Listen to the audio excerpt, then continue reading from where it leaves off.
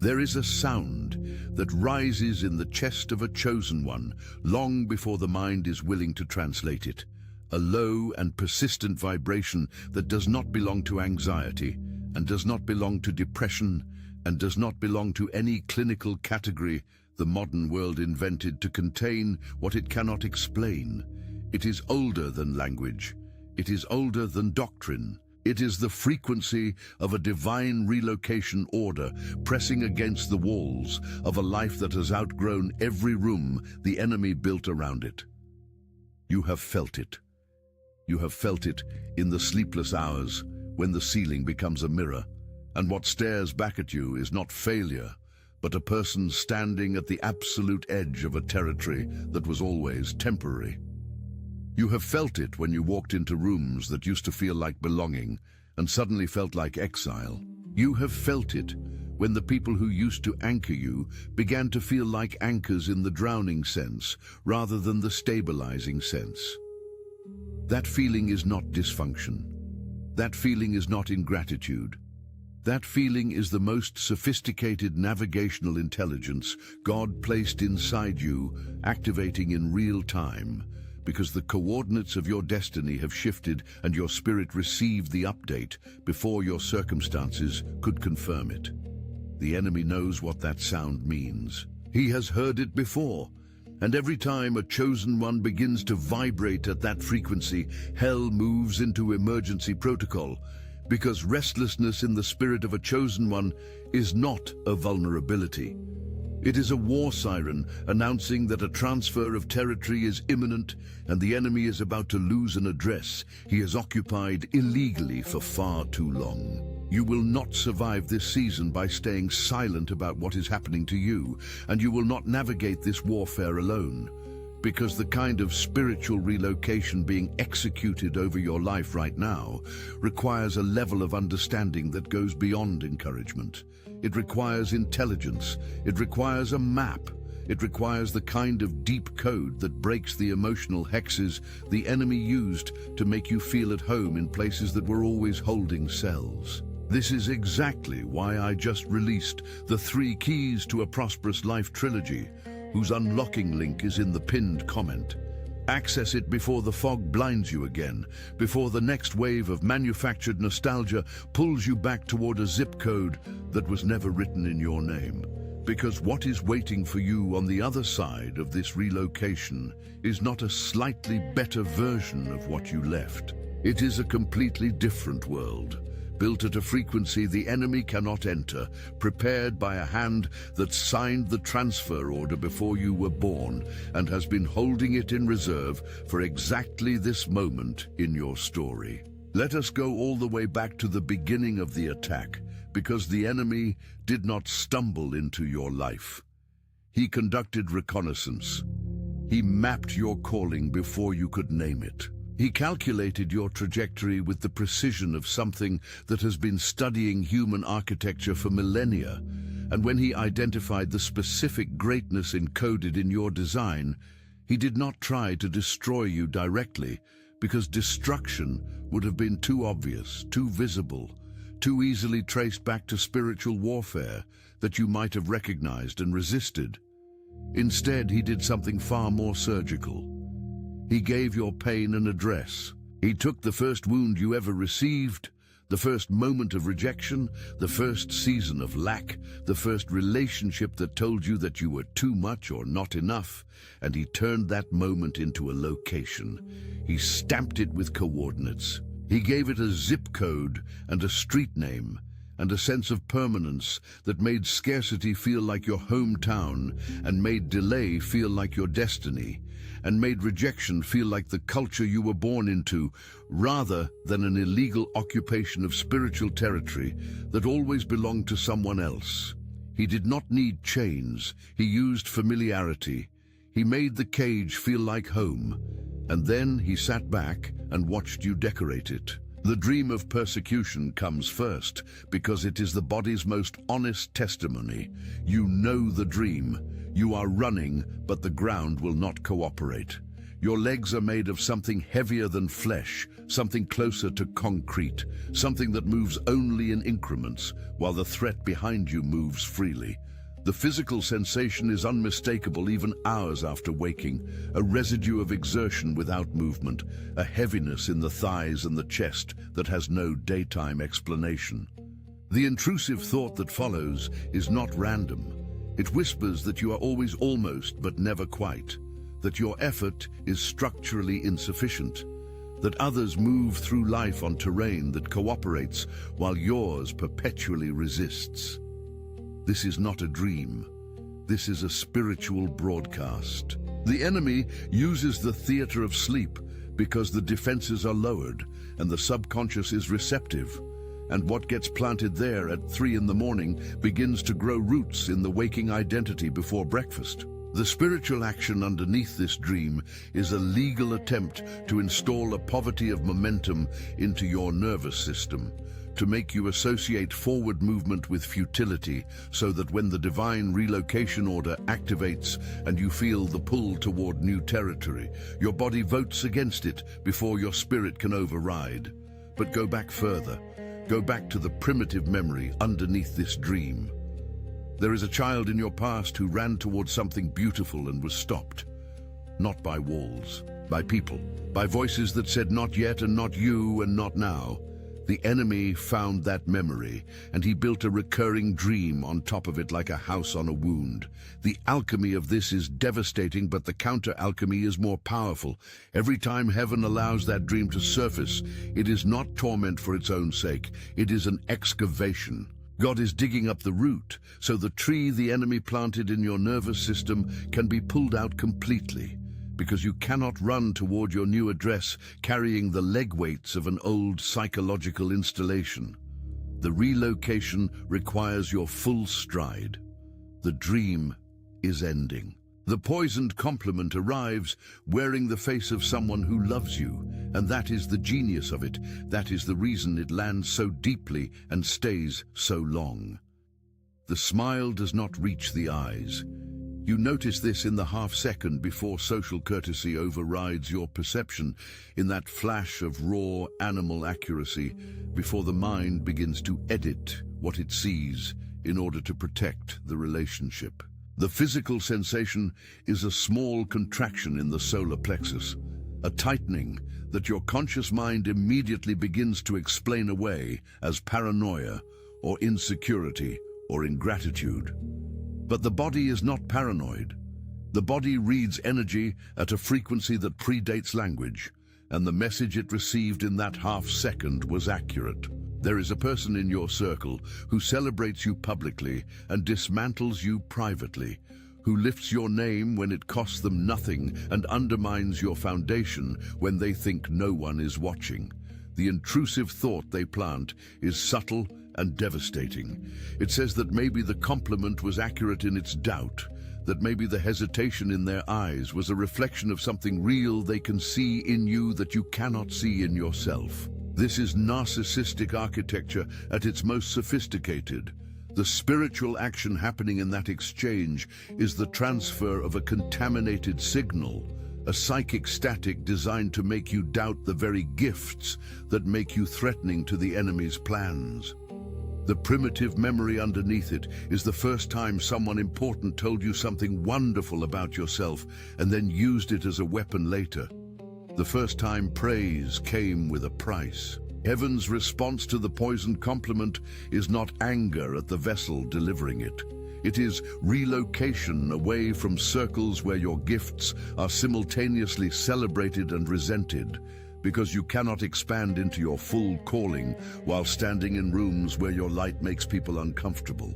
The new address does not contain those rooms. The blatant copy is a form of spiritual warfare that most victims never correctly identify, because it arrives disguised as flattery, and because the human ego is conditioned to feel honored by imitation, even when the imitation is predatory.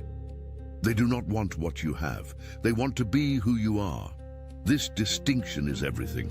Someone who wants what you have is dealing with covetousness. Someone who wants to be who you are is engaged in a form of identity theft that operates on the spiritual level with terrifying precision.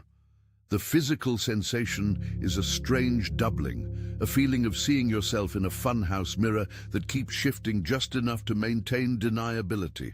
The intrusive thought says you are being dramatic, that imitation is the highest form of flattery, that maybe you are the problem for noticing. But notice the way they adopt your language after spending time with you. Notice the way they present your ideas in rooms where you are not present. Notice the way they position themselves at the intersections of your destiny, as though they are trying to intercept something that was addressed to you. The spiritual action underneath this is an attempt to dilute your frequency by replicating it without the authority. The enemy uses counterfeit vessels to create confusion in the territories where you are supposed to be recognized, because if enough noise at your frequency exists, the people meant to locate you by that signal might stop and settle for the echo instead of waiting for the source. The primitive memory here is the first time your originality was stolen, and the thief was applauded while you watched from the side. Heaven's response to the blatant copy is promotion that cannot be replicated because it flows from assignment rather than from talent. Your new address is a location that only you carry the key to.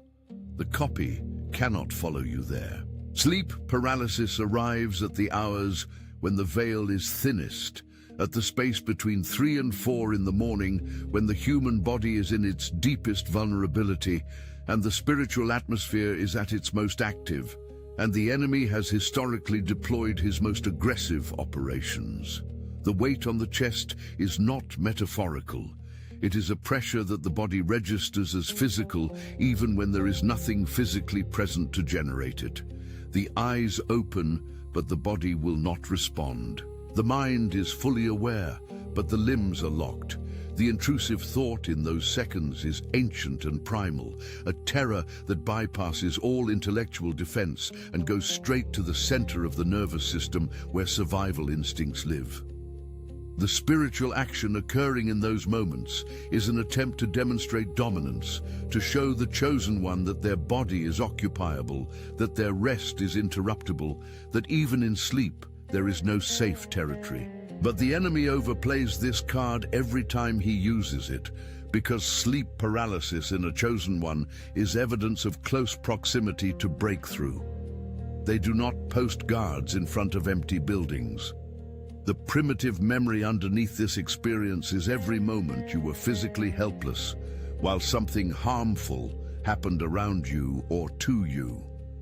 The enemy uses sleep paralysis to re-stimulate that helplessness and to reinforce the false theology that God leaves you unprotected in the dark. The divine promotion hidden inside this torment is the revelation of your own authority.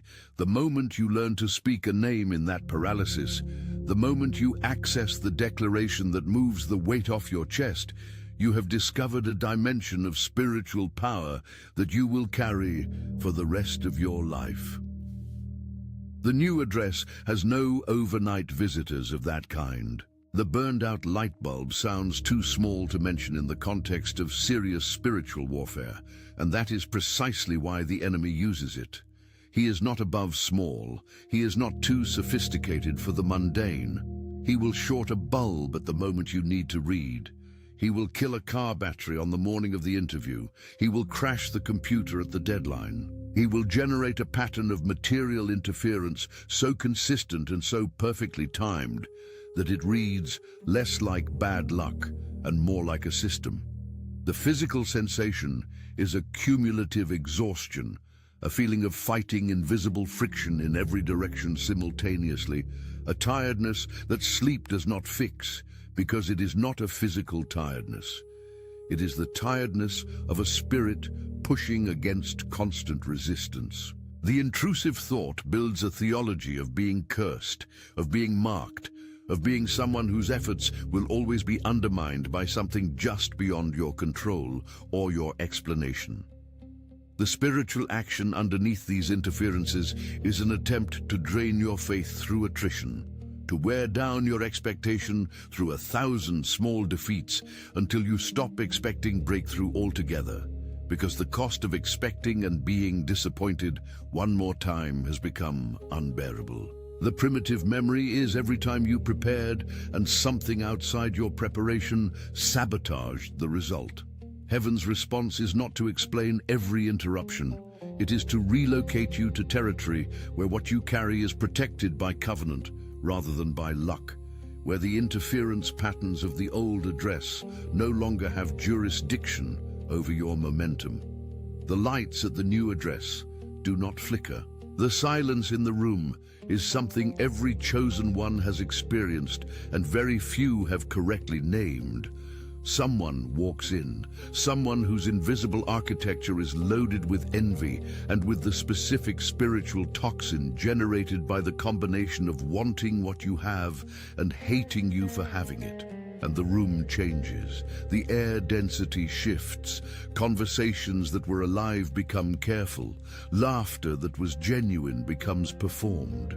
The physical sensation is a subtle but unmistakable atmospheric heaviness, as though the oxygen has been thinned by the arrival of something that feeds on lightness. Animals feel it before humans do. Children feel it before adults do, because neither has yet learned to override accurate perception with social courtesy. As I teach heavily and deeply to those who arrive at the 3 keys to a prosperous life trilogy, I have already left the link for you in the pinned comment. This weight on your chest is just a symptom of a spiritual atmosphere problem that requires a spiritual atmospheric solution. Not better conversation skills, not more hospitality, not a more generous interpretation of someone whose eyes have already told you everything you need to know. The intrusive thought says you are being uncharitable, that you are projecting, that you should be more welcoming. But the body already voted. The spiritual action happening when envy walks into a room is a contamination of the prophetic atmosphere, a disruption of the creative frequency that was active before the arrival, an injection of a comparing and diminishing energy that silences the voice of divine inspiration the chosen one was operating in. The primitive memory is every gathering you left feeling smaller than when you arrived, every room where your light dimmed in the presence of a specific person and you blamed the dimming on yourself. The divine promotion hidden in this pattern is the development of discernment so precise that you will never again waste your most sacred creative hours in atmospheres that cannot hold your frequency. The new address has a different guest list. The unexpected betrayal hits differently than every other wound, and it hits differently because of the specific location of the knife, not in the back from an enemy you had already catalogued, but from the hand that broke bread with you, that knew the dream you had not yet spoken aloud, that sat inside the tent of your most vulnerable seasons and was trusted because proximity was mistaken for alignment. The Judas sleeping in the same tent is not always motivated by money. Sometimes it is motivated by something colder than money. Sometimes it is motivated by the specific agony of watching someone you are close to be chosen for something you believe you deserved. The physical sensation is a collapse of the internal architecture, a feeling that the floor of your trust has given way, and every relationship you thought you understood is now subject to structural review.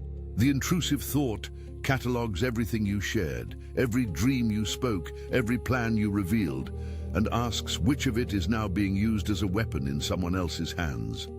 The spiritual action underneath betrayal is an attempt to shut down vulnerability permanently, to convince the chosen one that open-heartedness is a liability and that the relational isolation the enemy preferred for you all along was actually wisdom. If the betrayal succeeds in closing you, the enemy wins a version of what he wanted from the beginning. The primitive memory is the first betrayal, the original one, the one that taught you that love could be conditional, and proximity could be strategic, and trust could be weaponized. Heaven's response to betrayal is not the hardening of the heart, It is the surgical removal of a connection that was never covenant, that was always assignment incompatible, that had to be pruned because the branch was drawing resources without bearing fruit, and the tree needed those resources for the acceleration that was coming. The new address does not have a room for the Judas. The covenant connections waiting there have already been vetted by heaven. The reacting animal is evidence that the spiritual world is not invisible to all created things, only to the ones who have trained themselves out of seeing it. Dogs do not bark at the air. They bark at frequencies that human social conditioning has taught the human nervous system to dismiss. When an animal responds to a person with agitation that the person's social presentation does not explain, the animal is giving testimony. The physical sensation in the human observer is a conflict between the accurate instinct that the animal's reaction is meaningful and the social pressure to apologize for the animal, to explain it away, to offer the uncomfortable guest a reassurance that the creature's honest report is somehow wrong. The intrusive thought says that you are embarrassing yourself by taking an animal's behavior seriously, that the rational mind should override the instinctual reading. But rationality is not always closer to truth than instinct. Sometimes it is further. The spiritual action happening when animals react to the presence of certain people is a revelation operating at a frequency below the threshold of human denial. A testimony from a creature that has no social reason to lie and no political motivation to protect anyone's feelings. The primitive memory is every time your own instinct gave you accurate information about someone and you overrode it because the person's presentation was convincing and the instinct felt impolite. Heaven uses the animal as a witness because the enemy cannot coach a dog. The new address is surrounded by creatures that move in peace. The numerical coincidence arrives at the exact moment it is needed, and the enemy's strategy around it is not to eliminate it, but to drown it in cynicism. He cannot stop the universe from communicating. He cannot intercept the divine compass. What he can do is build a cultural architecture of dismissal around the phenomenon so thorough that the chosen one learns to laugh at the very signal that was sent specifically to them. 11:11, 3:33, 4:44. The physical sensation is a pause, a momentary suspension of the noise of living, a tiny catch in the breath that the rational mind immediately rushes to fill with explanation. The intrusive thought offers coincidence as a comfort because coincidence is controllable and meaning is not. If it means nothing, then nothing is required of you, and the weight of being chosen and navigating the responsibility of a called life can be set down for a moment. But you know, somewhere underneath the layers of dismissal and the learned sophistication that says only credulous people read meaning into numbers, you know that there is a part of you that always pauses, that always feels the small electric recognition, that always has the sense of being seen by something larger than circumstance. The spiritual action underneath the numerical signal is a real-time coordinate confirmation, heaven updating your internal GPS with the message that you are on the right road even when the road looks wrong, that the route is still active even when the destination is not visible, that the order is still in effect even when the circumstances suggest it has been cancelled. The primitive memory is the first time you noticed the pattern and felt, for one unguarded second, that you were not alone in the universe. The divine promotion is the development of an intimate communication with the divine that requires no intermediary and no institution and no permission from anyone who has decided they know the limit of how God speaks. The new address has a clear signal.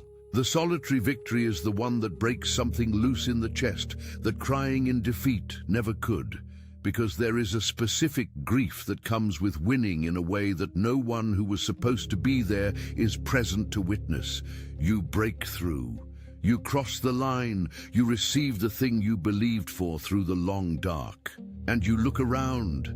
And the people who should have been standing there are not standing there because the betrayal came before the victory, because the isolation the enemy installed separated you from the witnesses, because the journey to this moment was so private and so brutal that you arrived at the breakthrough alone with wet eyes and no one to call.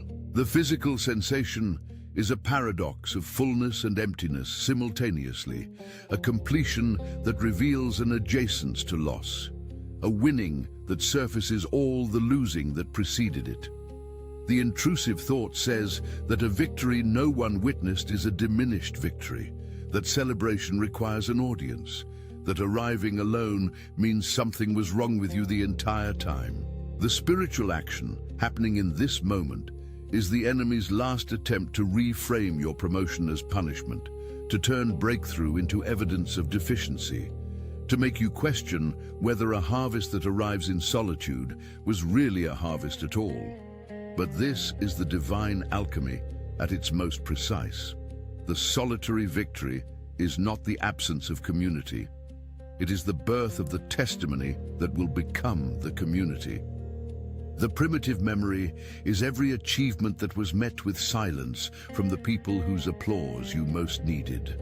Heaven's response is the understanding that the first witness of a divine promotion is always the promoted one, and that what you carry out of the solitary victory is a story that will locate every isolated chosen one who is still in the middle of their breakthrough and does not yet know that the other side of it exists. The new address was always full of people.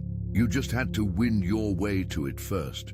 Now understand the mechanics of the 7 divine address changes in their full operational intelligence, because these are not sequential blessings arriving one after the other in a polite and orderly fashion.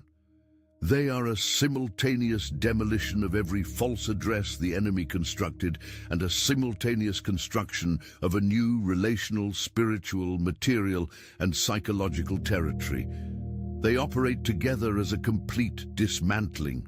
The move from scarcity to abundance is not heaven increasing your supply at the same address. It is heaven changing the economic territory you occupy entirely. Scarcity is a region. It has a climate, it has a psychology, it has a specific frequency that repels certain kinds of provision and attracts certain kinds of lack. You have not been failing to attract abundance. You have been standing in a territory whose frequency cannot hold it. The address change means your entire economic atmosphere shifts.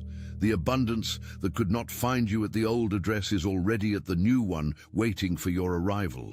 The currency of the new territory is not just material, it is creative, it is relational, it is the kind of flow that happens when a person is standing in the exact location their calling designated. The move from rejection to acceptance is heaven changing the relational region you occupy rather than simply sending you better people. There is a region where belonging is the atmosphere, where the air itself confirms your presence as necessary and wanted and right. You have been living at an address where the atmospheric default was evaluation, where every relationship began with a question about your worthiness that you were required to answer again and again with evidence that never quite satisfied. That is an address problem. The people at the new coordinates do not begin the relationship with a trial. They begin it with recognition because they carry the same assignment frequency, and the meeting is not two strangers finding each other, but two parts of a covenant finding the coordinates where they were always supposed to converge. The rejection you experienced at the old address was not evidence that you are unlovable. It was evidence that you were being assessed by people who did not carry the language for what you are. You cannot be correctly evaluated by someone who lacks the frequency to receive your broadcast. The move from confusion to clarity is heaven relocating your mind to coordinates where divine direction is the native language. Confusion is not a personality trait. Confusion is what happens when a highly tuned instrument is placed in an environment filled with interference signals designed specifically to scramble the channel. You are not a confused person. You are a clear person, living in a territory engineered for static. The clarity that belongs to you has always been there. The new address removes the jamming frequency. The divine direction that arrives at the new coordinates will not sound like the labored decoding you have been doing at the old one. It will sound like recognition.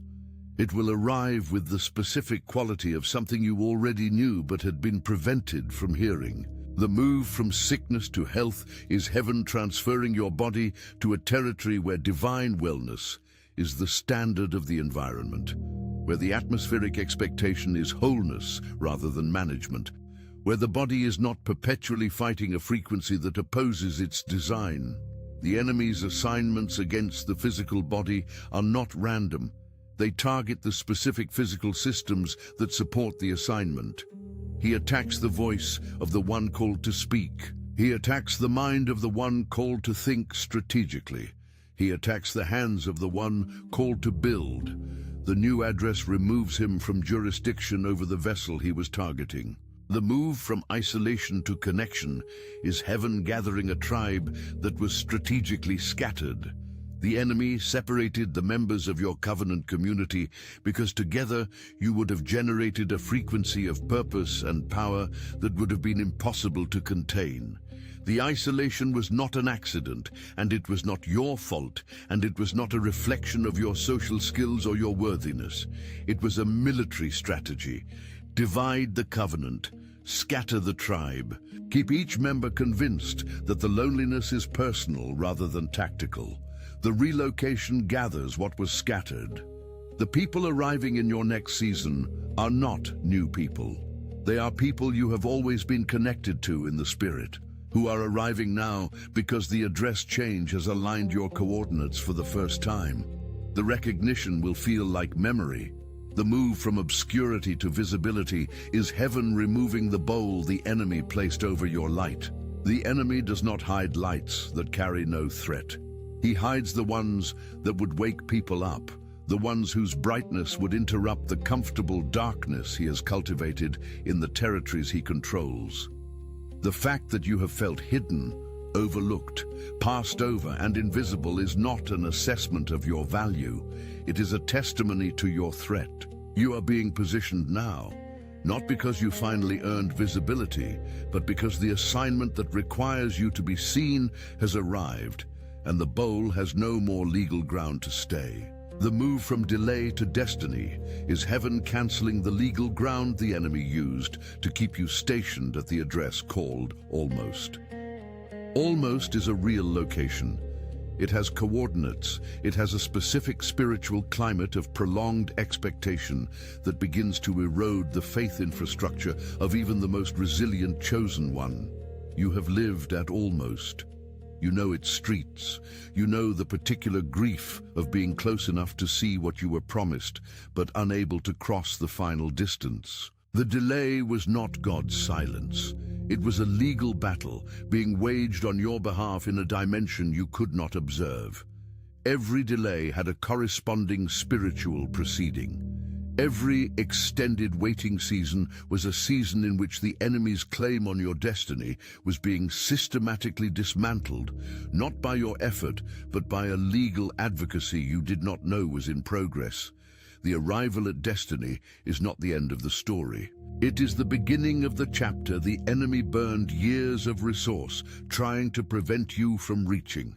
Now the chains have begun to break, and the evidence of that breaking arrives in 7 signs that you may.